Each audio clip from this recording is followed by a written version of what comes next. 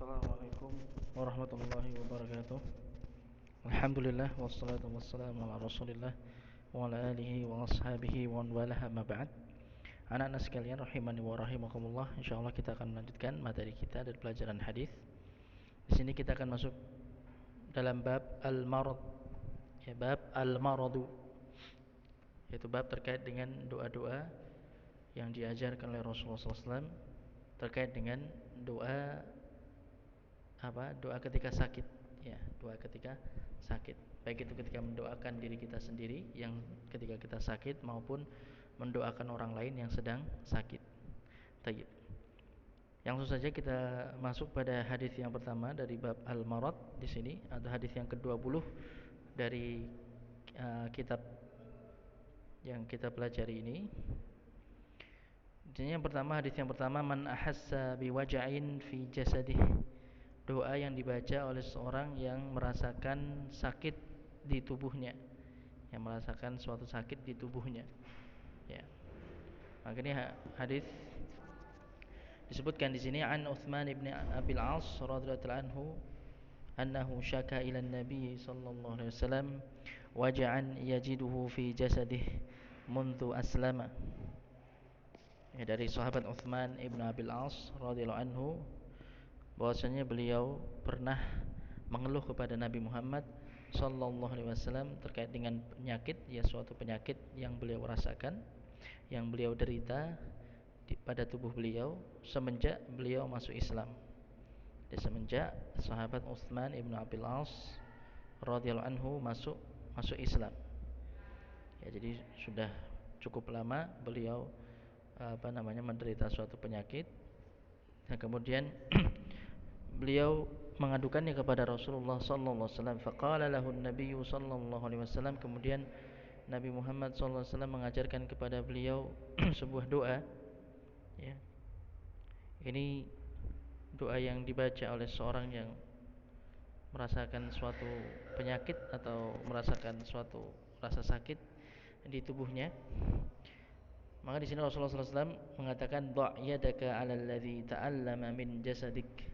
Letakkanlah tanganmu di atas bagian tubuh yang di atas bagian tubuh yang sakit. Ya. Jadi meletakkan tangannya di atas bagian tubuh yang sakit. Wa qul, kemudian ucapkanlah bismillahi thalathan. Ya, bismillah thalathan. Ucapkanlah bismillah sebanyak 3 kali. Wa qul sab'a marratin, kemudian ucapkanlah sebanyak 7 kali doa a'udzu billahi wa qudratihi min syarri ma ajidu wa uhadziru. A'udzu billahi wa qudratihi, aku berlindung kepada Allah dan kekuasaannya, min syarri ma ajidu wa uhadziru, min syarri dari segala keburukan, ma ajidu yang aku rasakan, wa uhadziru dan yang aku khawatirkan. Baik, jadi ini doanya dibaca sebanyak 7 kali. A'udzu billahi wa qudratihi min syarri ma ajidu wa uhadziru. Aku berlindung kepada Allah Subhanahu wa taala serta kekuasaannya dari segala keburukan yang aku rasakan, yang aku dapati dan yang aku khawatirkan. Baik. Hadis ini diriwayatkan oleh Imam Muslim.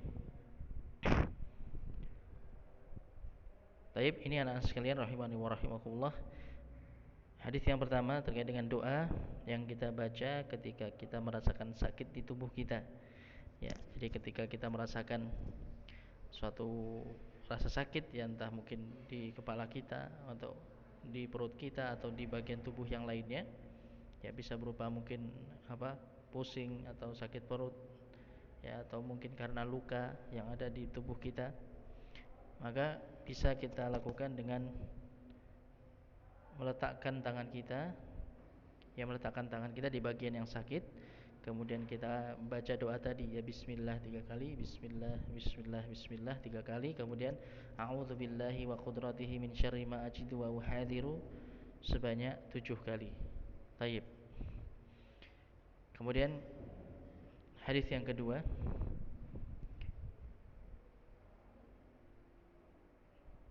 Disebutkan di sini ad-du'a lil marid 'inda 'iyadatihi.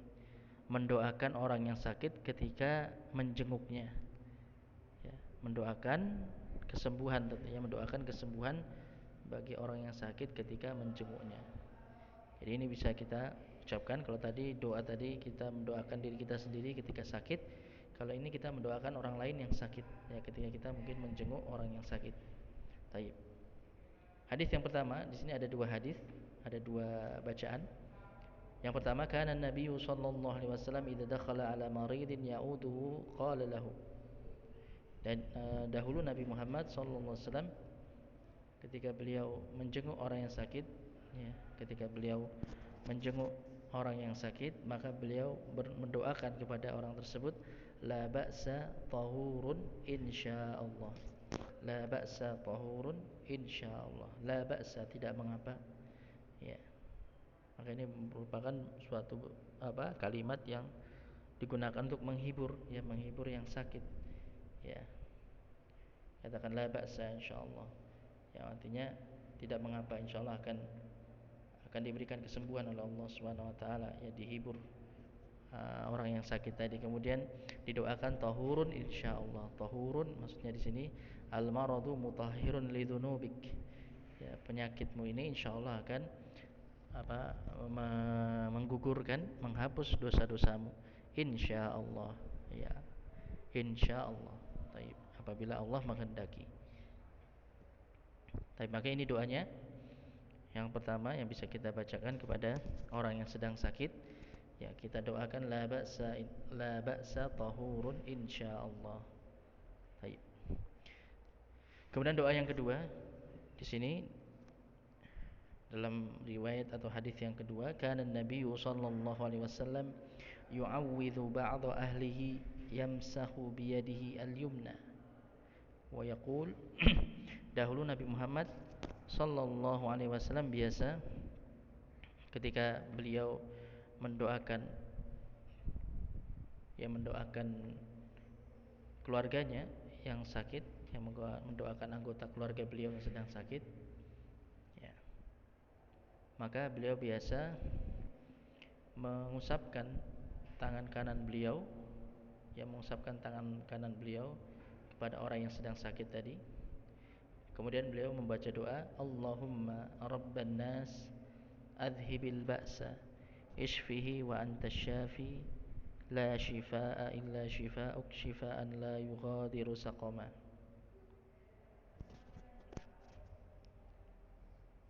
Ya, jadi doa yang beliau baca, ya, doa lainnya untuk mendoakan orang yang sedang sakit, ya, sembari kita kita usapkan tangan kanan kita di orang yang sakit tadi. Kemudian seraya mendoakan Allahumma rabban nas, ya Allah, Tuhannya manusia, Rabbnya seluruh manusia, adhibil ba'sa, hilangkanlah segala keburukan, hilangkanlah segala kesulitan, kesusahan, ya. Ishfihi wa anta syafi, berikanlah kesembuhan kepadanya, ya, kepada orang yang didoakan itu, orang yang sakit itu.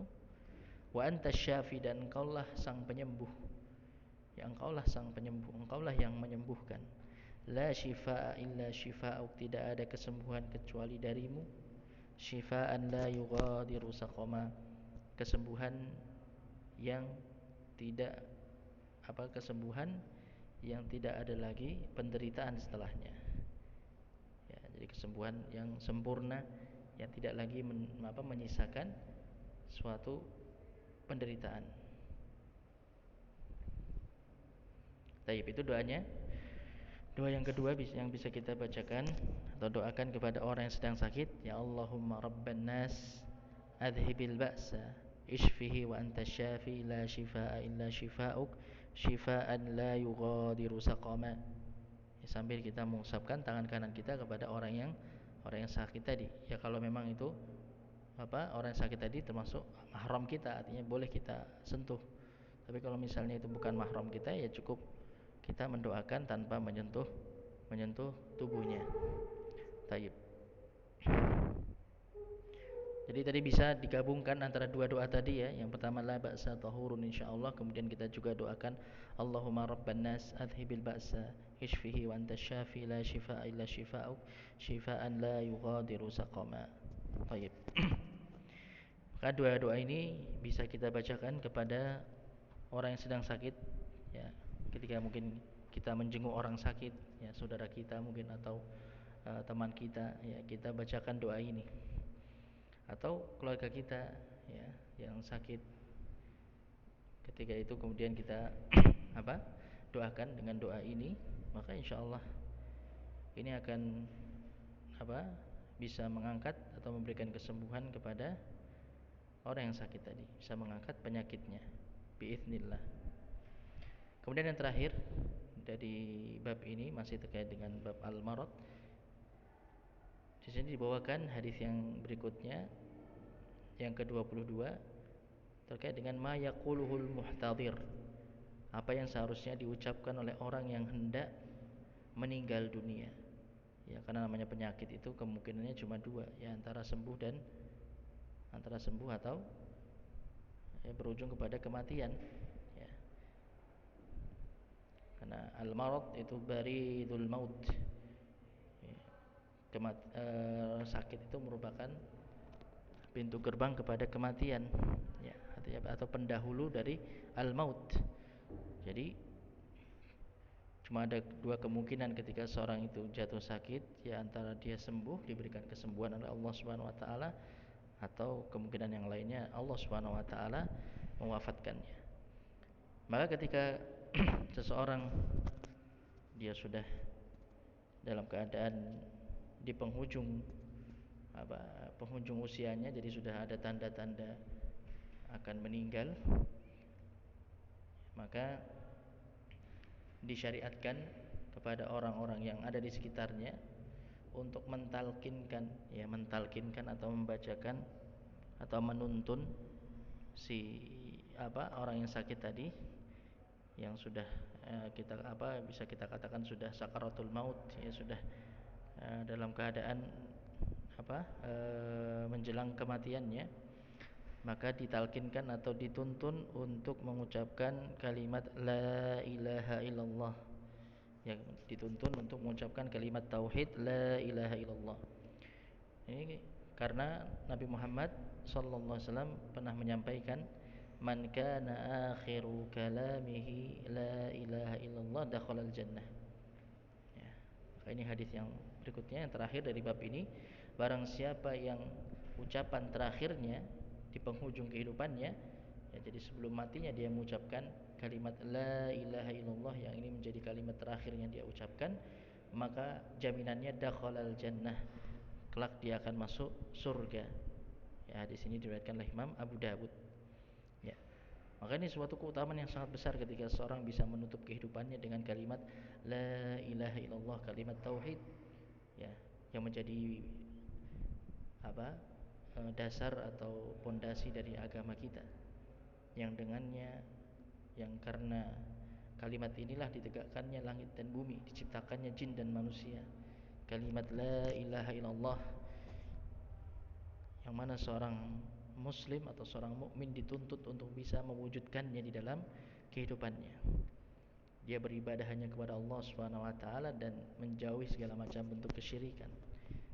Ya, beribadah hanya kepada Allah Subhanahu wa taala. Ini kalimat yang paling agung, dan ini hendaknya dijadikan sebagai kalimat terakhir yang dibaca atau yang diucapkan oleh seorang hamba menjelang kematiannya.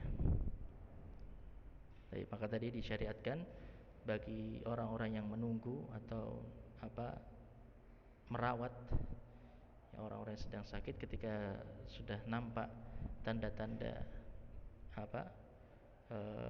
orang tersebut, orang sedang sakit tadi sudah menunjukkan tanda-tanda akan meninggal, maka hendaknya dituntun untuk mengucapkan kalimat la ilaha illallah. Ya, perlahan-lahan dibisikkan ke telinganya, ya, dituntun untuk mengucapkan la ilaha illallah. Ya, kita ucapkan kalimat la ilaha illallah di telinga orang yang sedang sakit tadi. Ya, kemudian dituntun diajak untuk mengucapkan kalimat tersebut. Baik. Terus bisa dilakukan berulang-ulang sampai orang yang sakit tadi, yang sedang sakaratul maut tadi, bisa mengucapkannya, ya, bisa mengucapkan kalimat tersebut. Baik. Dan kalau sudah diucapkan sekali, ya, kalau kemudian orang tersebut sudah mengucapkannya, maka kemudian tidak perlu lagi kita talqin, ya, tidak perlu lagi kita talqin. Nah, tapi kalau kemudian setelahnya dia mengucapkan kalimat yang lainnya, maka baru ditalqin kembali. Ya, ditalqin kembali, dituntun lagi untuk mengucapkan la ilaha illallah sampai benar-benar kalimat terakhir yang diucapkan oleh orang tersebut sebelum kematiannya adalah kalimat la ilaha illallah. Baik. Maka ini tentunya perkara yang berat. Maka ini ujian, ya, ujian terakhir bagi seorang hamba di dunia ini ketika dia di penghujung kehidupannya, dia diberi ujian apakah dia bisa mengucapkan kalimat ini ataukah tidak. Ya, kata tentunya keadaannya sangat berat ketika itu. Ya, sakaratul maut itu perkara yang sangat-sangat berat bagi seorang hamba. Ya, seorang hamba merasakan sakit yang luar biasa. Bahkan Rasulullah SAW pun juga merasakannya. Ya, maka hal ini merupakan ujian yang berat bagi seorang hamba di penghujung kehidupannya. Ya, apalagi kemudian syaitan juga berusaha membujuk, menghalang-halangi seorang hamba dari mengucapkan kalimat tersebut. Taib. Akan tapi Allah Subhanahu wa taala menjadikan kalimat ini sebagai kalimat yang hendaknya seorang mukmin menutup kehidupannya. Sedangkan kalimat ini kalimat yang paling ringan untuk diucapkan. Ya, kalimat la ilaha illallah ini kalimat yang paling ringan untuk diucapkan karena kalimat ini adalah kalimat yang bisa kita ucapkan hanya dengan menggerakkan lisan kita. Ya, dengan menggerakkan lidah kita saja, tidak perlu kita kemudian menggerakkan mulut kita, tidak perlu kita menggerakkan bibir kita. Cukup kita menggerakkan lisan kita, lidah kita, kita ucapkan la ilaha illallah. Ya, ini sesuai dengan keadaan seseorang yang hendak mati, ya, di penghujung kehidupannya, ketika dia merasakan sakaratul maut. Tentunya perkara yang sangat berat kalau kemudian dia harus mengucapkan kalimat-kalimat yang sulit untuk dia ucapkan, yang harus dia menggerakkan mulutnya, menggerakkan bibirnya, ya. Maka ketika itu Allah Subhanahu wa taala hanya mensyariatkan hamba tersebut untuk membaca kalimat la ilaha illallah. Ya, satu kalimat yang ringan, yang sangat mudah untuk diucapkan. Seorang hamba hanya tinggal menggerakkan lidahnya untuk mengucapkan kalimat tersebut.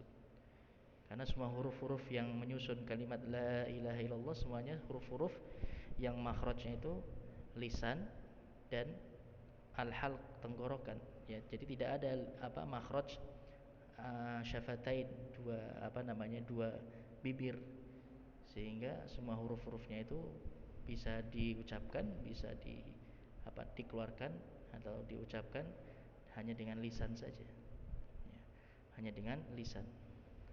Baik, ini rahasia dari kalimat la ilaha illallah, dan ini yang Allah Subhanahu wa taala syariatkan kepada para hambanya agar menjadikan kalimat ini sebagai kalimat yang terakhir yang diucapkan oleh seorang hamba di dunia sebelum kematiannya. Taib. Semoga Allah Subhanahu wa taala memberikan taufik dan kemudahan kepada kita semua agar kita bisa menutup kehidupan kita kelak dengan kalimat ini. Amin.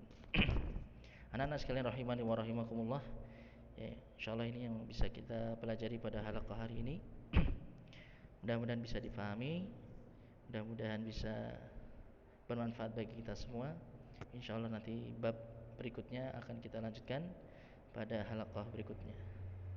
Wallahu ta'ala a'lamu bissawab. Alhamdulillahirabbil alamin wa sallallahu wasallam ala nabiyyina Muhammadin wa ala alihi wa ashabihi ajma'in. Subhanakallahumma bihamdik asyhadu an la ilaha illa anta astaghfiruka wa atubu ilaik. Wassalamualaikum warahmatullahi wabarakatuh.